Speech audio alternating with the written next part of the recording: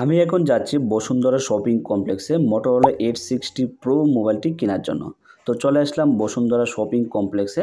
তো এখান থেকে চলে যাব আমি আন্ডারগ্রাউন্ডে, তারপর যাব রাজীব ইলেকট্রনিক্সে। তো চলে আসলাম রাজীব ইলেকট্রনিক্সে এবং এই ফোনটি আমি চয়েস করে নিলাম।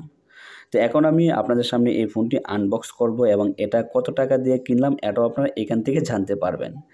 তো আনবক্স করার সময় আমাকে সাহায্য করেছে দোকানদার ভাই, খুবই ভালো মানুষ। তো এই ফোনটি আমি যখন হাতে নিলাম ওয়েট অনেক কম মনে হচ্ছে এবং ফোনটি অনেক স্লিম। আর বিশেষ করে এই ফোনটির কালার অনেক সুন্দর এবং ক্যামেরা বাম্পার দেখলে আপনি বুঝতে পারবেন যে এটার কোয়ালিটিটা কীরকম হবে। আর এই ক্যামেরার মধ্যে সোনি লেন্স লাগানো রয়েছে, বিশেষ করে এই ক্যামেরার কোয়ালিটি অনেক ভালো হবে। তো আমি এই ফোনটি নিয়েছি ৪২,০০০ টাকা দিয়ে। তারা ৪৩,০০০ কমে দিতে চায় নাই। তো আমি অনেক কষ্ট করে ৪২,০০০ টাকা দিয়ে ফোনটি তাদের কাছ থেকে নিলাম।